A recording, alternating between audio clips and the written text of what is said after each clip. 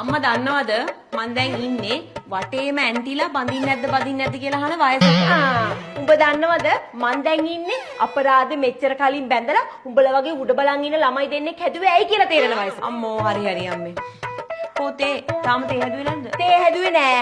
මං අද ඉඳන් හැමදාම උදේට මේක පදිනවා. හේ මොකද මේක පාටම. අම්මා ඉතින් කොහොමද වයසට යනවනේ. ඕන කෙනෙක් වයසට යනවා තමයි බං. හැබැයි වයසට යන එක අඩු කරන්නයි නිරෝගී වෙන්නයි තමයි මං අද ඉඳන් මේක පටන් ගත්තේ. හරි. එතකොට අද තේ නැද්ද? මං දැන් මේක විනාඩි 15ක් පදිනවා. ඊට පස්සේ මගේ වර්ක්අවුට් එක කරන්න තියෙනවා. ඊට පස්සේ මට ස්ට්‍රෙචින් කරන්න තියෙනවා. ඒ ඔක්කොම කළා තමයි මං තේ හදනවා නම් තේ හදන්නේ. අනිත් එක මතක තියාගන්න හෙට මං තේ හදන්නේ නෑ. මට උදෙන්ම යෝගා ක්ලාස් එකකට යන්න තියෙනවා. හරිද? අම්මේ බත් හැදුවේ නැද්ද? වේල් තුලටම බත් ගිලින්න එපා බා.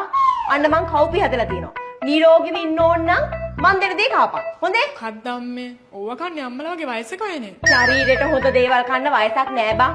දැන් ඉඳන් ගුණ දේවල් කෑවොත් පස්සට කරදර නෑ. මෙහෙම ගියොත් නම් අපි දෙන කෑම බීව නැතුව නිකම්ම වයසට යයි වගේ. 너 나한테 결혼하자고 하면서 뭐라 그랬어? 나 눈물 나게 안 한다며. මොනවද බම්මේ බලන මගුල්? අයියෝ අම්මේ මම දැන් ඉන්නේ කොරියන් ඩ්‍රාමා බලලා ඒකේ ඉන්න ඔය කියුට් ලස්සන කොල්ලෙක් බඳින්න ඕනේ වයසක. යකෝ උඹ දැන් ඉන්නේ රස්සාවක් කරලා ගෙදරට කන්න බොන්න ගේන්න ඕනි වයසක. නැතුව මේ කොරියන් කොල්ලෝ බලන්න ඕනි වයසක නෙමෙයි. අනේ අම්මේ මේ මගේ ඔප්පට එහෙමකුත් කියන්න එපා. ඔප්පනේ මේ ඔහොම ගියොත් උඹට බැඳපු දවසක අම්මා අප්පා මතක් වෙයි. මේ එන්න මේ රිමෝට් එක දියා මට අර හාමුදුරුවෝගේ බණ අහන්න තියෙනවා. අනේ අම්මේ හොඳම කෑල්ල යන්නේ. මගේ ජීවිතේ විඳින්න දෙන්නකෝ. ජීවිතේ හොඳටම විඳින්න පුළුවන්.